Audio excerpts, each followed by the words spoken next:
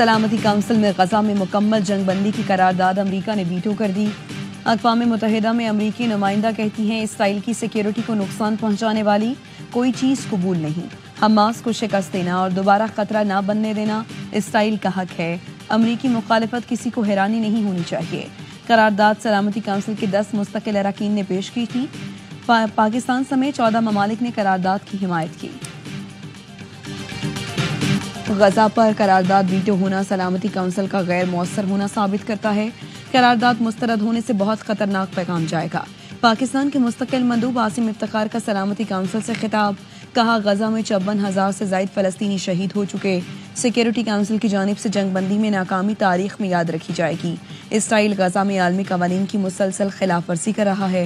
زمین پر غزہ کا حال جہنم سے زیادہ برا ہے۔ 24 گھنٹوں میں 100 سے زائد فلسطینیوں کو قتل کیا جا چکا۔ ڈونلڈ ٹرمپ امن کی پیامبر ہیں۔ پاک بھارت جنگ بندی میں امریکی صدر کا کردار دل سے سراہتے ہیں۔ صدر ٹرمپ دنیا میں معاشی استحکام اور امن کے خواہاں ہیں۔ سیز فائر ہو گیا، دعا کرتے ہیں طویل مدت تک رہے، چاہتے ہیں سیز فائر سے امن اور تجارت کی راہیں کھلیں۔ وزیر اعظم شہباز شریف کا امریکی سفارت خانے میں تقریب سے خطاب، کہا بھارت پہلگام واقعے پر دنیا کو کوئی ٹھوس ثبوت نہ دے سکا، عالمی سطح پر تحقیقات کی پیشکش پر جارحیت سے جواب دیا گیا۔ ہم نے صرف اپنے دفاع میں 6 بھارتی طیارے گرائے۔ اس وقت امریکی دوستوں نے کہا کہ اب سیز فائر ہونا چاہیے۔ میں نے جواب دیا کہ ہم سب امن چاہتے ہیں۔ دوست اور عرب ملکوں نے بھی بہترین کردار ادا کیا۔ وزیر اعظم شہباز شریف سے بیلاروس سے آئے وفد کی ملاقات، وزیر اعظم نے مہمان وفد کو بھارتی جارحیت سے آگاہ کیا۔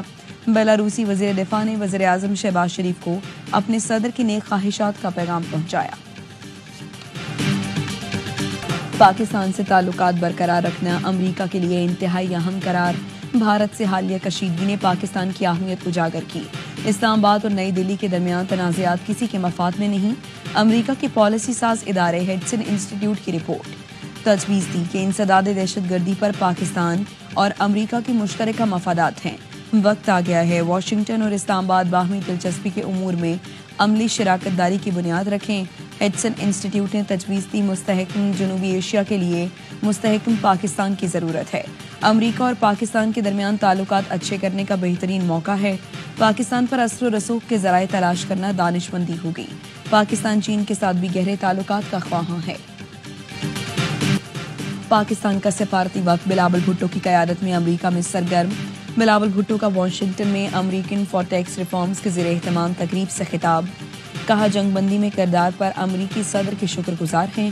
یہ ایسا تنازع تھا جو پاکستان نے شروع کیا، نہ ہی خواہش کی۔ امن چاہتے ہیں کیونکہ امن تجارت بڑھائے گا اور تنازعات کم کرے گا۔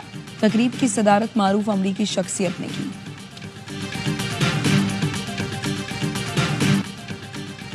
ٹرمپ نے مودی کو کاروبار کی دھمکی دے کر جنگ بندی کرائی، مودی کا جواب اگر کسی نے سنا ہو تو بتائیں۔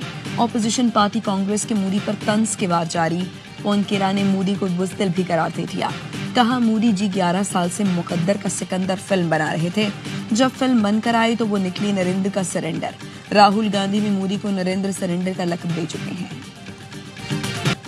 وزیر اعظم شہباز شریف آج سعودی عرب جائیں گے۔ وزیر اعظم کے ساتھ اعلیٰ سطح وفد بھی سعودی عرب جائے گا۔ وزیر اعظم کی سعودی ولی عہد محمد بن سلمان سے ملاقات ہوگی۔ ترجمان دفتر خارجہ نے بتایا ملاقات میں باہمی تعاون، تجارت، سرمایہ کاری پر تبادلہ خیال ہوگا۔ علاقائی امن اور سلامتی کے امور پر بھی تبادلہ خیال کیا جائے گا۔ وزیر اعظم حالیہ پاک بھارت کشیدگی میں کمی کے لیے کردار پر اظہار تشکر کریں گے۔ وزیر اعظم کا 2 روزہ دورہ اسٹریٹجک شراکت داری پر مبنی تعلقات کا مظہر ہے۔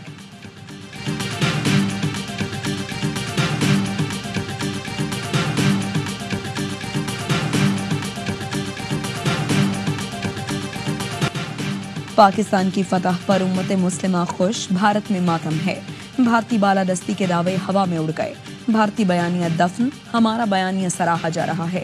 پاکستان نے 3 نہیں 4 رافیل گرائے، نائب وزیر اعظم اسحاق ڈار کی نیوز کانفرنس، بتایا چین نے پاکستان کی درخواست پر سی پیک کو کابل تک وسیع دینے پر رضامندی ظاہر کی ہے۔ وزیر اطلاعات عطا تارڑ کہتے ہیں بھارت کی دہشت گردی کی پالیسی نہیں چلے گی، افواج پاکستان ملک سے ہر طرح کی دہشت گردی کے خاتمے کے لیے پرعزم ہے۔ مودی اپنی تقریروں میں بلوچستان کا ذکر کرتا ہے، یہ مٹھی بھر دہشت گرد پاکستان کا کچھ نہیں بگاڑ سکتے، فتنہ ہندوستان کا خاتمہ ہوگا، وہ کبھی کامیاب نہیں ہوں گے۔ بھارت سے جنگ کا خطرہ اب بھی برقرار ہے، कंट्रोल लाइन को अब सीज फायर लाइन समझा जाए। वजीर दिफा ख्वाजा आसिफ का कहना है दोबारा जंग मुसल्लत की गई तो जवाब पहले से ज्यादा सख्त होगा। मसला कश्मीर दुनिया भर में उजागर, शिमला मुआहिदा फारिग हो गया, हम वापस 1948 वाली पोजीशन पर आ गए हैं। खित्ते के ममालिक का दबाव है अमन रहना चाहिए। सिफारती मैदान में पाकिस्तान की बड़ी कामयाबी, भारत को बड़ा धचका। दहशतगर्दी के खिलाफ पाकिस्तान की काविशों का आलमी सतह पर एतराफ। अक़वाम मुत्तहिदा में पाकिस्तान को इंसदाद दहशतगर्दी कमेटी का वाइस चेयरमैन मुंतखब कर किया गया। कमेटी आलमी सतह पर दहशतगर्दी के खिलाफ इक़दामात की निगरानी करती है। पाकिस्तान तालिबान पर पाबंदियों से मुताल्लिक कमेटी की सदारत भी करेगा। कमेटी तालिबान के असासे मुंजमद, सफरी पाबंदियां, हथियारों की रोकथाम के फैसले करेगी। पाकिस्तान को दहशतगर्दों का सहूलतकार करार देने का भारतीय बयानिया दफन हो गया। वज़ीर आज़म की ज़ेर सदारत कौमी इक़्तिसादी काउंसिल का इजलास 1000 अरब रुपए का विफाकी तरक्याती बजट मंजूर कर लिया। ज़राए का कहना है इजलास में आइंदा माली साल के लिए 4.2% GDP ग्रोथ मंजूर की गई। बलूचिस्तान में N25 के लिए बजट में कटौती, 120 के बजाय 100 अरब रुपए का पैकेज मंजूर। बरामदात का हदफ $35 अरब मुकर्रर करने की मंजूरी। इजलास ने मैक्रो इकनॉमिक फ्रेमवर्क और अहदाफ की मंजूरी दी। सेहत, तालीम, इंफ्रास्ट्रक्चर, वाटर सेक्टर और हाउसिंग शोबे को तरजीह दी जाएगी।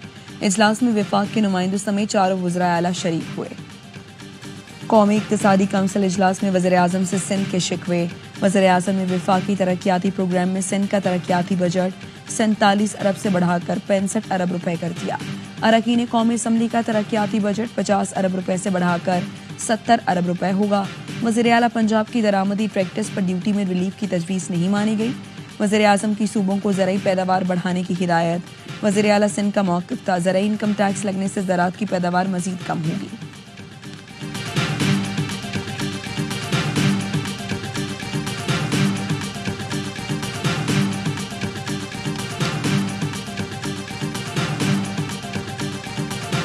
गस के अंदर NFC बुलाई जाएगी और NFC में जो हमारा वो शेयर, हमारा जो राइट है आइन के मुताबिक मिलेगा तो बड़ा एक पैसा हमारे पास अपना पैसा आना है। हमारा जो सूबा इस वक्त माशी तौर पे सबसे अच्छी पोजीशन में।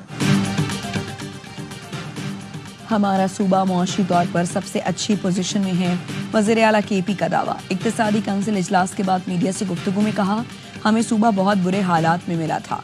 1.25 साल में सूबा अपने पांव पर खड़ा किया, 50 अरब कर्जा उतार दिया है। वफाकी हुकूमत 17.8 ट्रिलियन रुपए का मुतवक्के बजट 10 जून को पेश करेगी। ज़राए का कहना है आइंदा बजट का हजम रवा बजट से 900 अरब रुपए कम हो सकता है। IMF की किफ़ायत जारी पर सख्ती से अमल दरामद की हिदायत। तमाम वफाकी वजारतों और महकमों को नई गाड़ियाँ खरीदने पर पाबंदी होगी। बिजली और गैस के बिलों को महदूद रखा जाएगा।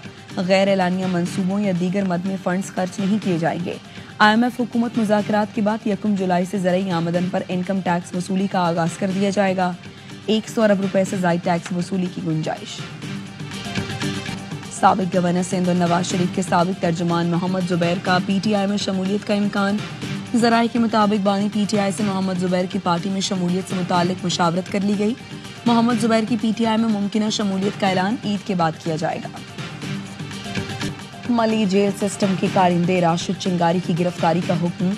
वजीर जेल खाना जात अली हसन जरदारी का जेल का दौरा। कांस्टेबल राशिद के खिलाफ एक्शन का हुक्म दिया। राशिद चिंगारी जेल से फरार हो चुका। वजीर जेल ने कहा, मुझसे झूठ बोला गया कि मलीर जेल में CCTV लगे हैं।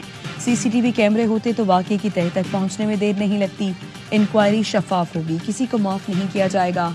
मलीर जेल कराची से फरार होने वाले मजीद 12 कैदी गिरफ्तार। तादाद 106 हो गई। 110 कैदी अब भी मफरू। सर्च ऑपरेशन जारी। वाकये का मुकदमा थाना शाह लतीफ टाउन में दर्ज। पुलिस मुकाबले, इक़दाम कत्ल, इंसदाद दहशतगर्दी और दीगर दिफात शामिल। इंसदाद दहशतगर्दी, मुंतज़िम अदालत में इब्तदाई रिपोर्ट जमा। जेल हुकाम का कहना है रज़ाकाराना वापसी पर कैदियों से रियायत बरती जाएगी। वज़ीर आज़म शहबाज शरीफ से MQM पाकिस्तान के वफ़द की मुलाकात। MQM ने बिजली लोड शेयरिंग और टैरिफ में इजाफे का मामला उठाया। शहरी सिंध के नौजवानों के लिए वफाकी इदारों में नौकरियों के मामले पर भी गुफ्तगू। MQM का तरक्याती पैकेज बढ़ाने समेत मंसूबों को जल्द मुकम्मल करने का मुतालबा। वज़ीर आज़म शहबाज शरीफ की MQM को मसाइल के हल की यकीन दहानी। कहा K4 ग्रीन लाइन और कराची हैदराबाद पैकेज पर काम की रफ्तार को तेज करने की हिदायत जारी करती हैं। मनासिक हज की अदायगी, लाखों आज़मीन का मिनाह में पड़ाव। आज़मीन ज़िक्र व अस्कार और इबादत में मसरूफ़। صبح میدان عرفات جائیں گے، جہاں حج کا رکن اعظم وقوف عرفہ ادا کیا جائے گا۔ عازمین خطبہ سننے کے بعد ظہر اور عصر کی نماز قصر کے ساتھ ادا کریں گے۔ سورج غروب ہوتے ہی مزدلفہ روانہ ہوں گے، رات کھلے آسمان تلے گزاریں گے، رمی کے لیے کنکریاں جمع کریں گے۔ دنیا بھر سے آئے 13 لاکھ سے زائد افراد اس سال حج کی سعادت حاصل کر رہے ہیں۔